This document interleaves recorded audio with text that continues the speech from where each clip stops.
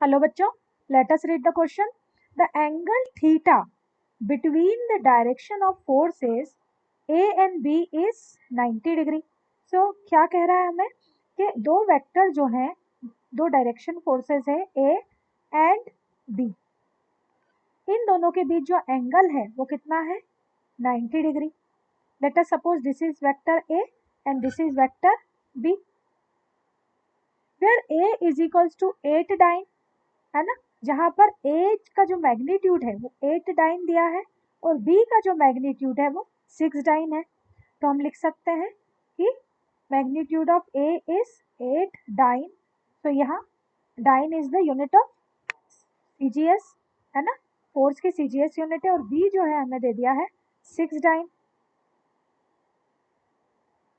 If the resultant R makes an angle, अब वो बोल रहा है कि इन दोनों वेक्टर का जो रिजल्टेंट है makes an angle alpha with A, है ना. तो अब A और B अगर वो वेक्टर है 90 डिग्री पर, तो इनका जो रिजल्टेंट होगा वो कुछ इस डायरेक्शन में होगा. ठीक है, this is the direction of resultant. अब वो बोल रहे हैं कि जो रिजल्टेंट है वो A के साथ अल्फा एंगल बनाता है. ठीक है, then find the value of alpha. तो हमें क्या चाहिए? अल्फा की वैल्यू चाहिए इस एंगल की. अब आप देखिए, रिजल्टेंट जो हॉरिजॉन्टल है ना, लाइन के साथ, एक्सिस के साथ जो बनाता है एंगल, उसे हम क्या कहते हैं? हॉरिजॉन्टल कंपोनेंट, है ना. तो हम यहाँ पे ये कह सकते हैं कि alpha is what? Alpha A cos alpha angle बना रहा है. करेक्ट है, हॉरिजॉन्टल कंपोनेंट ऑफ ए. अगर ये रिजल्टेंट है तो ये जो होगा horizontal component of resultant vector, और ये जो होगा vertical component of resultant vector. Okay, तो चलिए स्टार्ट करते हैं solution. The key concept that we will use, क्योंकि हमें रिजल्टेंट डेवलप करना है, तो हमें पता होना चाहिए दो वेक्टर का जो रिजल्टेंट है, ठीक है, that will be equal to mod of A square plus mod of B square plus 2ab cos theta, जहाँ ए और बी भी मॉड में ही है ना, ये सब मैग्नीट्यूड है. So the value of R will be, R is equals to root of, है ना, मैग्नीट्यूड ऑफ ए जो है 8 स्क्वायर, मैग्नीट्यूड ऑफ बी जो है 6 dyne, so it will be 6 square plus 2 mod of 8, mod of B जो है वो है 6 और कॉस 90 डिग्री. ए और बी के बीच का एंगल कॉस 90.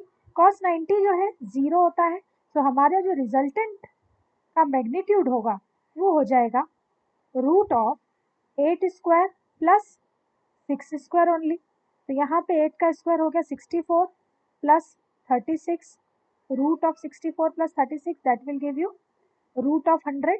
और कहें हम रिजल्टेंट कितना न्यूटन हो गया हमारे पास? 10 डाइन, है ना. तो यहाँ पर हम लिख सकते हैं the resultant of R vector is equals to 10 dyne. Okay, तो अब जो एंगल है ना, आर और ए के बीच का जो एंगल है ना, वो horizontal component of resultant vector होगा. तो हम लिख सकते हैं cos alpha we can find by base by hypotenuse. Base कितना है हमारे पास? बेस है 8 डाइन एंड हाइपोटेनियस जो है वो है 10 डाइन. आप देखें इसे, यहाँ पर अगर हम डॉटेड लाइन से राइट एंगल ट्राइंगल कंप्लीट कर दे तो ये हो जाएगी हमारी बेस और हाइपोटेनियस का रेशो. कॉस अल्फा देगा हमें, है ना. So cos alpha is equals to 8/10 means 4/5. और अगर 4/5, ठीक है, angle, so alpha is equals to cos inverse 4/5. तो हमें पता है कि 4/5 जो है वो कितने की वैल्यू होती है? Cos 37. So alpha is equals to value हो जाएगी cos inverse 4/5 is equals to 37. तो हम यहाँ लिख सकते हैं alpha is equals to 37 degree. तो ये आ गया हमारा final answer. Okay, and this is only asked find the value of alpha. Alpha की वैल्यू हो गई हमारी 37 degree. I hope this is clear to you बच्चों. Thank you.